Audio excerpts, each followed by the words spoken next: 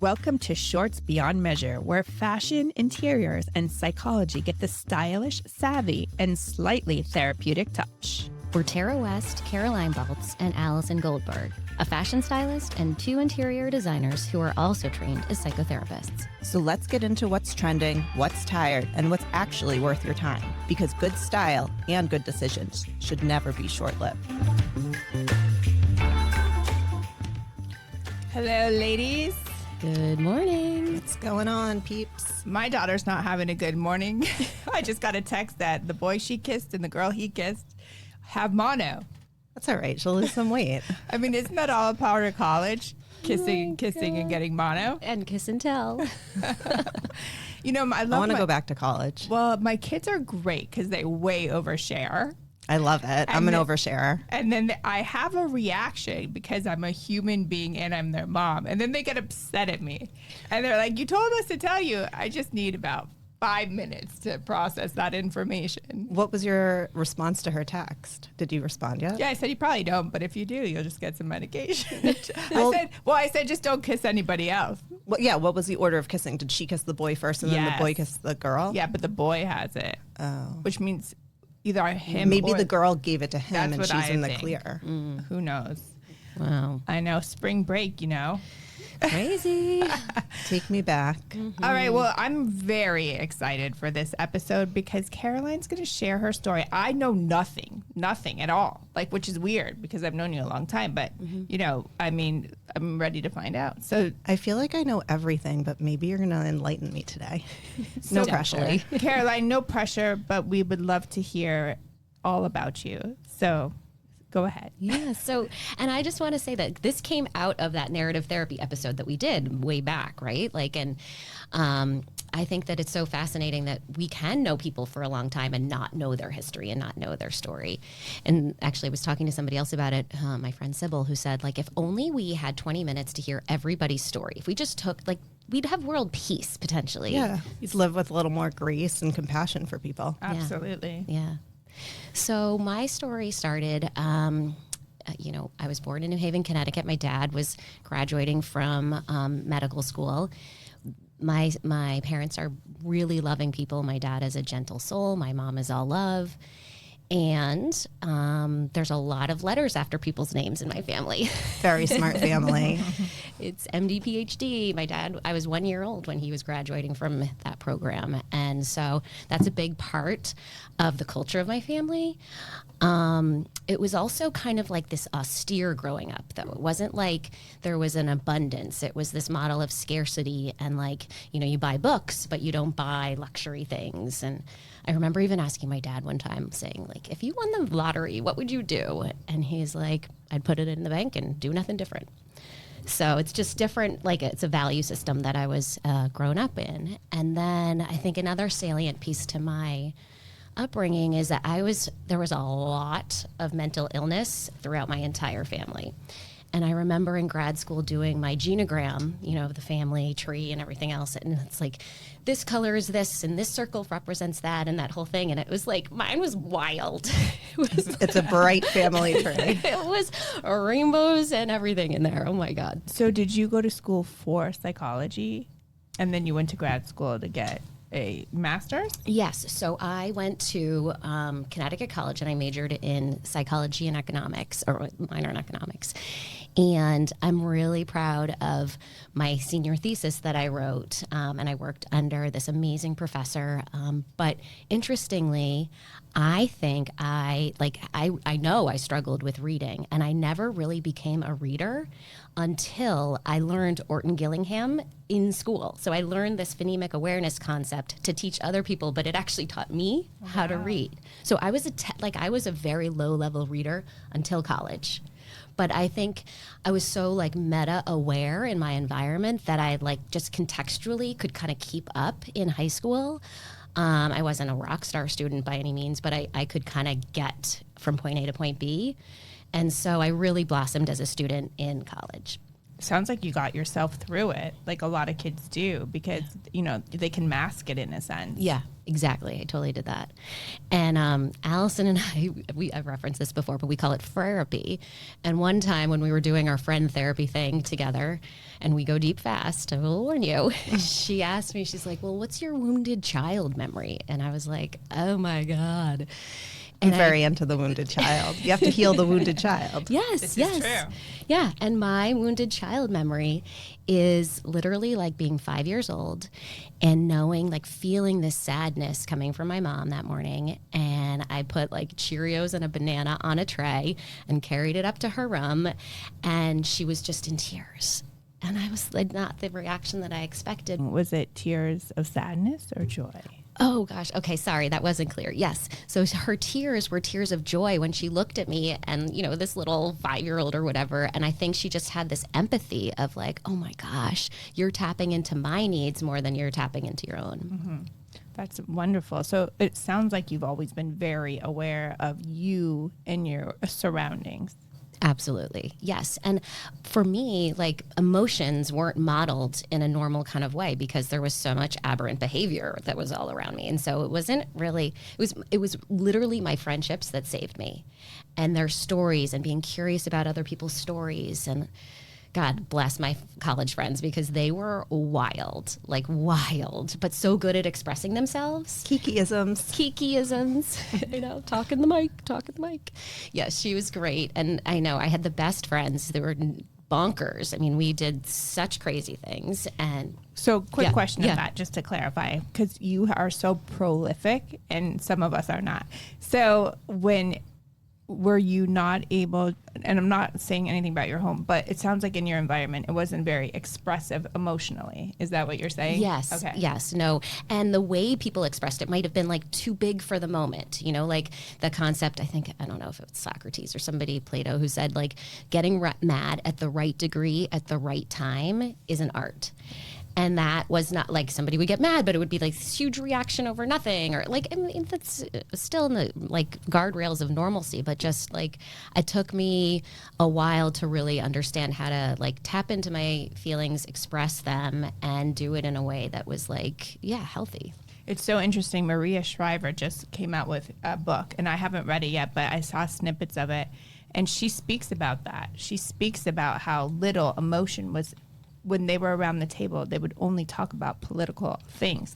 And so I don't think she ever really tapped into her emotional self because that's not what she grew up around. Yeah, totally. That was my environment. Yep. So do you feel like your family kind of escaped into academics? Like instead of recognizing their own emotions and dealing with it, they kind of just read a book, wrote an essay, solved world peace or whatever? Yeah. I mean, I think, you know, my dad's jam is to think about what molecule he's going to discover next. You know, like when he's at Thanksgiving dinner, I think he's just like, okay, when can I go back to my office? So what made you go into psychology then? It's a good question. I think this theme of like curiosity of people's stories, as I said, it saved me going to friends' houses and seeing like, oh, this is what's normal. Like my friend Kate Driscoll and sitting at the island with her mom and having tea and just feeling that connection that felt really good. So knowing that I was just curious about that. So it was not welcomed in my family to go into psychology though, because there was a medical model of having a dad as a doctor. So I didn't go on to get a PhD after publishing this thesis. I went to New York City, became a management consultant, and that was acceptable. And then they kind of tried to push me into organizational psychology. So I got a master's from Columbia in that. And it wasn't until later that I was like, no, I need to do, like, I really want to do this. And my friend Irina said, you don't have to go and get a PhD to be a psychotherapist. You can do a 2-year master's degree program. And I was like, oh my God, like I'm in. Yeah. So did you always feel like the weight of the pressure of being excellent or academically the best? Because sounds like you were around that. I definitely was around that for sure. And yeah, I think it was a subtle pressure. It was never overt, but I think because I wasn't a great student in high school that I kind of maybe got the pressure off. Like maybe I never thought of it that way, but maybe that was my way of being like, step off, I can't do it. Yeah. Yeah, I get that. You cannot not you couldn't read, but it didn't come as easy to you as maybe it did to everybody else. Yeah, definitely. I certainly struggled. And I also, a theme in my life is I turned to food to kind of get organized, if you will. Like, it was easier to think about, what am I going to eat? What am I going to run? How many calories? Blah, whatever, that sort of stuff. So I don't think I could even concentrate. Like, I think I was so like probably malnourished in high school that I wasn't like, I'd get to the bottom of the page of reading some book and be like, what did I just read? Like, I don't know. So because, weight when you eating is a really good, and Allison, step in anytime. No, I'm just listening. Yeah, so, controlling your weight is a control. It gives you control. I've had issues with, I also grew up in LA where you're not allowed to touch bread. You cannot eat bread. When the bread comes to the table, it's got to go. Nobody touches it. I never ate cheese on pizza. I never ate salad dressing. So it was sad. very restrictive, but at the same time, I could control that. So do you think that that's kind of what went on with you? Like, this food thing became your way to kind of control the situation? Yeah. It just made me feel like it was less messy than trying to feel an emotion than have it come out too big or too small or whatever. Like, it was like, this is clear cut. This is a number. This is, cleaner. But I will say that's the other thread of like my education.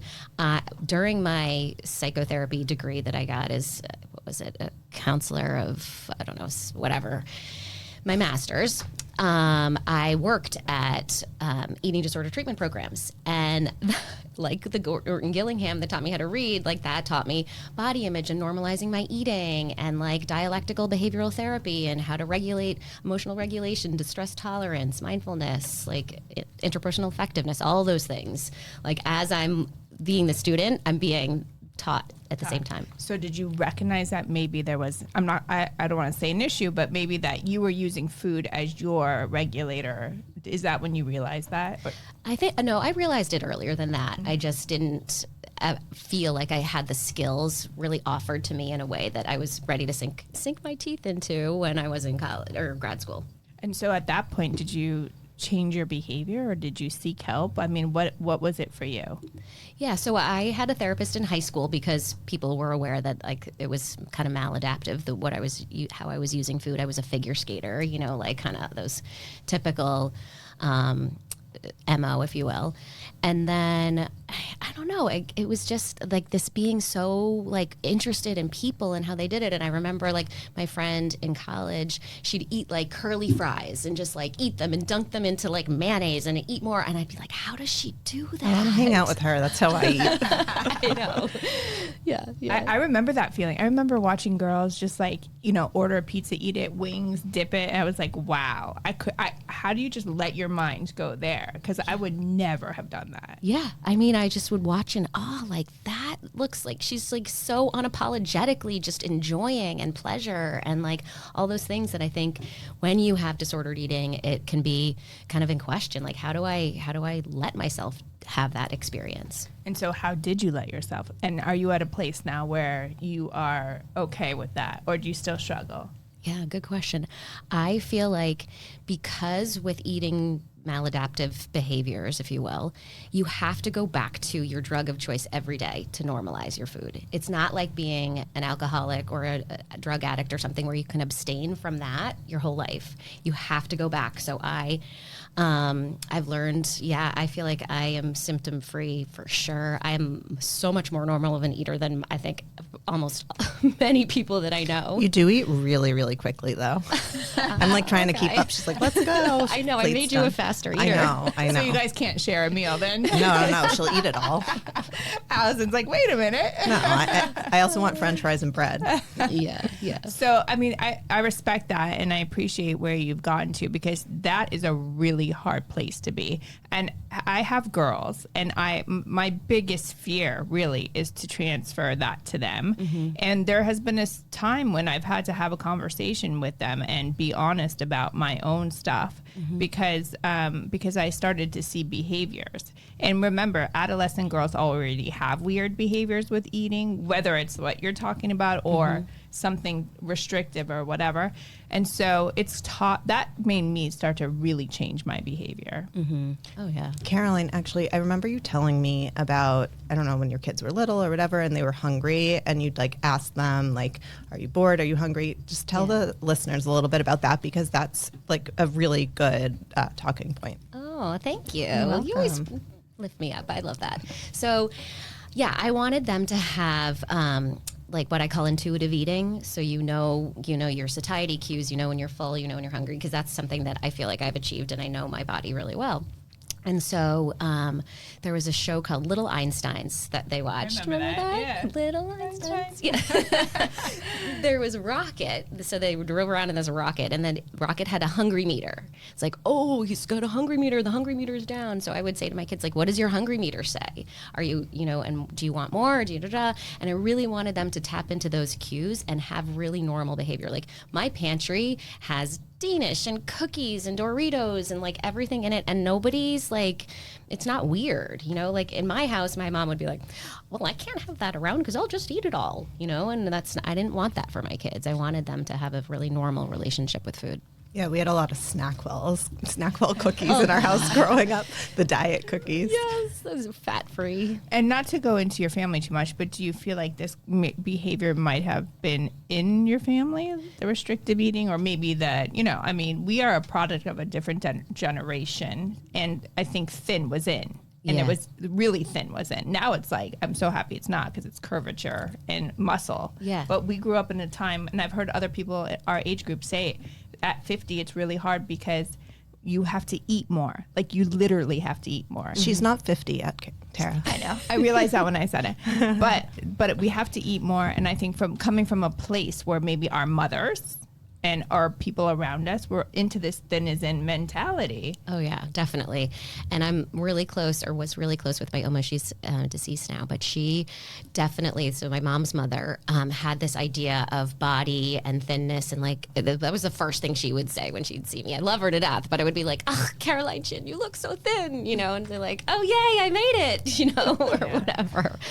So yes, I think it's a generational thing. And then she, my mom will tell stories about what my Oma would say to her, like, you're only eating cottage cheese for a week, or, whatever their extreme kind of very not normal relationship with food. So yeah, for sure, passed down. All right, I have one more question. I know I've been going off. No, I love it. Okay, Take it on. One more question is, now that you have two boys, and they're very smart and very sporty and all of the good things. And very handsome, by the way. My daughter Penelope has a little crush from your holiday card. Oh, on Charlie. Oh, yeah. She's like, so do I. Is that weird? So she goes, who is that guy? I'm like, you know his mom? Yeah. So, but do you find that you're putting the same kind of academic pressures, or are they growing up in the same way? So, yeah, I mean, I hope not. I mean, they definitely are very driven. That is for sure. But I always say pie chart. Like, I try to live my life by a pie chart. There's what you do to take care of your body, what you do to read a book, to do some music, to do some, like, whatever. And I'm like, you have to have that balance. And Billy and I try to model that. Like, he goes for a run, he's painting, he's doing, his work stuff, whatever. He's on a conference call, but, like, really trying to maintain that balance. And they're like, well, pie chart, like, it's just such a thing in our family. But yeah, she texts me all the time telling me what she's doing to fill in the pie chart, and I'm like, oh, I'm watching The Hangover with my 13-year-old. Cool. Allison's probably like, I'm eating the pie right now. I'm eating the freaking pie. Yeah, that's right. Well, Caroline, thank you so much for sharing that with us. There are a lot of people who will benefit from this conversation. Trust me. It's important to express it, and I think that it's so important for people to be able to hear other people who have overcome situations. So thank you. Thank you. Thanks, Caroline. That's it for this week's Shortlist. Thanks for listening. If you enjoyed today's conversation, share it, leave a review, or let us know what's on your shortlist. Shorts beyond measure, because the most important things in life can't be quantified.